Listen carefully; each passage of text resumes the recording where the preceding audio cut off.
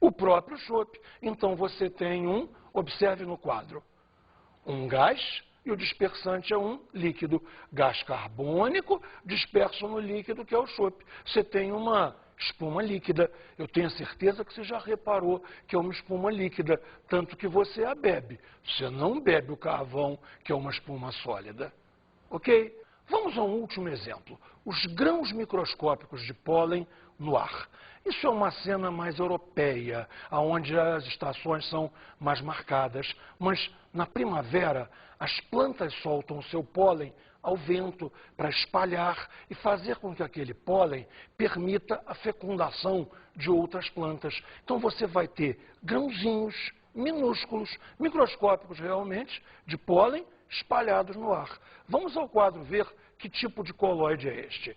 Quem é o disperso? O disperso é um sólido, o pólen. O dispersante quem é? Um gás. Então você tem um aerossol, lembra o nome, por favor, aero, para dar a ideia aérea do dispersante gás. Um aerossol sólido.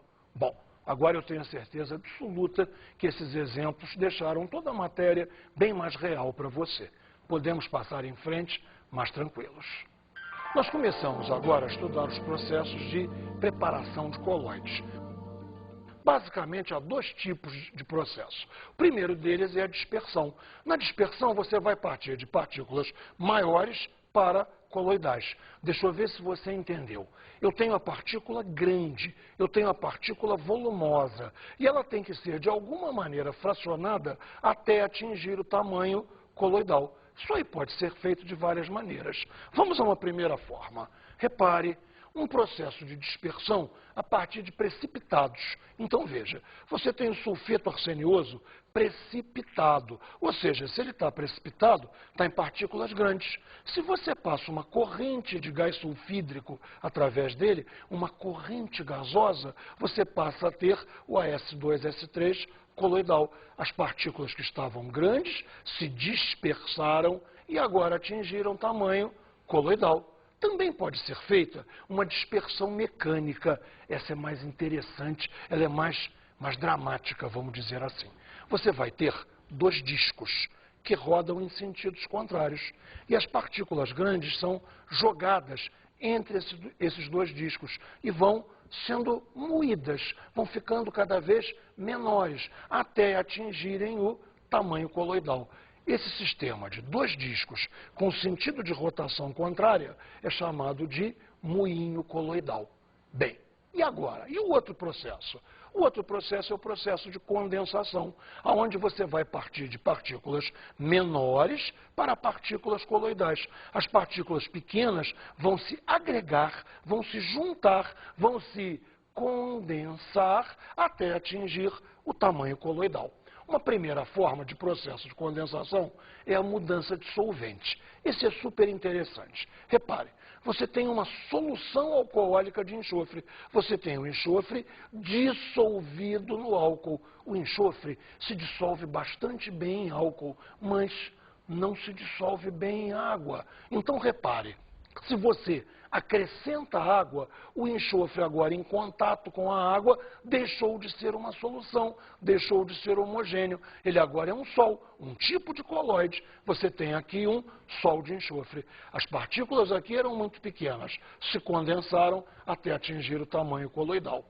Outra maneira, veja, pode ser feita através de uma reação química. SO2 aquoso. Repara, aquoso quer dizer dissolvido em água. Eu vou passar H2S, gasoso, gases em água se dissolvem, porém reage formando enxofre, porque esses 4 hidrogênios vão retirar esses 2 oxigênios daqui, formando 2 moléculas de água líquida. E os 3 átomos de enxofre, contabilizou 3, você sabe agora que eles não se dissolvem bem na água. Então, enxofre em água não é solução, é coloide. Você também obtém aí um sol de enxofre. Mais maneiras ainda, novamente por meio de reação. Repare, cloreto férrico aquoso, dissolvido em água. A própria água, com algum aquecimento, reage. Veja a troca. 3 cloros vão ser substituídos por 3 hidroxilas da água. Vamos ter FeOH3 e 3 de HCl. O HCl é aquoso, dissolve muito bem na água, mas o hidróxido férrico dissolve muito mal. Você consegue partículas de hidróxido férrico coloidal. Você consegue um colóide de hidróxido férrico. Mais um exemplo ainda? Olha só. Esse é importantíssimo, até historicamente, o processo de Bredig, que permite a gente a obtenção de mercúrio coloidal. O processo é meio complicado, eu vou te explicar com detalhe para você entender até que esse é um processo de condensação, que aparentemente não é, mas você vai ver que é. Olha só o processo de Bredig. Você tem aqui, neste frasco, mercúrio e água. Mercúrio muito mais denso do que a água embaixo. A água por cima. Aqui você tem um contato elétrico, você tem um fio ligando isso aqui, tensão de 110 volts, esse fio está mergulhado aqui dentro de um duto de mercúrio. Mercúrio que desce aqui até essa torneira, que nesse instante está fechada. Mercúrio, então, não está passando para cá. Repare, o circuito está aberto, não está acontecendo nada. No instante em que nós abrirmos essa torneira, o mercúrio vai escorrer por aqui, escorrer, atravessar a água e chegar até aqui embaixo, fechando o circuito, porque mercúrio vai tocar em mercúrio. O circuito está fechado. Você vai ter um aquecimento violento aqui e esse mercúrio se vaporiza, passa para vapor de mercúrio. Presta atenção agora. Se é vapor de mercúrio, são átomos, as partículas estão muito pequenas. Porém, quando elas tocam a água, tocando a água, elas se resfriam e se condensam até o tamanho coloidal. Ou seja, o processo de Bredig permite obter mercúrio coloidal a partir de vapor de mercúrio. Consequentemente, é um processo de condensação. Vamos fazer agora um resumo das principais propriedades dos colóides. Vamos lá? Primeira delas, o efeito Tyndall. Efeito Tyndall todo mundo já viu. Efeito Tyndall é aquele lance que quando bate sol no quarto, quando bate sol lateralmente, você olhando para aquele raio de sol, você consegue ver a poeira, você consegue ver grânulos de poeira no ar. Tudo isso por quê? É porque a poeira ficou grande? Não, é porque a poeira ficou adequadamente iluminada. Então, na verdade é o seguinte, o problema não é de tamanho da partícula, o problema é a da adequação da iluminação. Isso foi brilhantemente explorado num microscópio chamado de ultramicroscópio ou microscópio de Zygmunt. Vamos ver como é que isso funciona. Repare então, o microscópio de Zygmunt é um microscópio comum. Só que ele está focado num ponto do colóide. E nós vamos fazer um sistema de lentes, fazer a luz convergir para este ponto do colóide, que ficará, então, intensamente iluminado. Naquele ponto, então, intensamente iluminado, será possível visualizar as partículas do colóide, que, por falar nisso, se chamam micelas.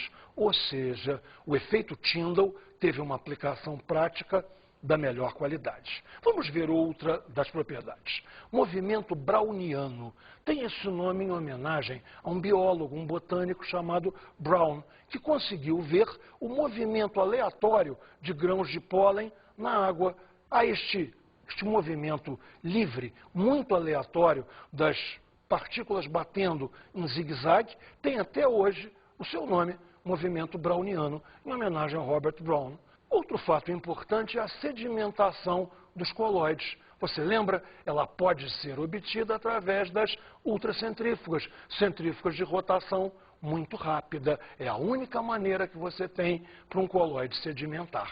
Veja agora, filtração. Como é que a gente pode fazer a filtração? Eu preciso de filtros que tenham uma porosidade muito pequena. A gente os chama de ultrafiltros. Você tem que forçar a micela a não passar por ali. Então, a porosidade do filtro tem que ser muito baixa para que a micela não passe, mas o solvente, entre aspas, passe. É mais complicado um pouco. Outra propriedade muito importante dos colóides é a absorção de cargas. Observe, por exemplo, um colóide de AS2S3, sulfeto arsenioso coloidal. Então, observe que as micelas de sulfeto arsenioso podem absorver cargas. Pode haver uma absorção de cargas aqui, íons S2- e HS-, criando uma capa negativa em torno da micela. Logo, as partículas do meio se orientam por aqui e trazem uma carga positiva para cá, criando aqui uma diferença de potencial que tem um nome super importante. Repare, a diferença de potencial entre a superfície da micela e o meio é chamada de potencial zeta. Você já sabe agora o que é potencial zeta. É quando houver absorção de cargas, gerando uma micela com uma carga e o meio imediatamente próximo com outra carga. A diferença de potencial entre esses dois extremos você chama de potencial zeta. Ok? Está entendido o que é potencial zeta? Vamos em frente então. Peptização. Peptização vem do grego pepsis, onde pepsis quer dizer digestão.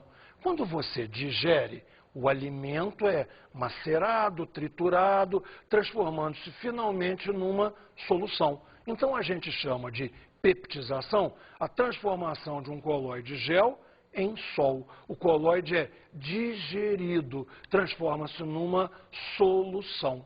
A única maneira de gravar isso é no grego mesmo, porque o próximo nome, repare, é extraordinariamente parecido, é pectização. Pectização vem do grego também, pexis, onde pexis quer dizer coágulo. Uma coisa se vai coagular, coalhar, talhar, todos esses verbos querem dizer a mesma coisa. Por exemplo, sangue coagulou.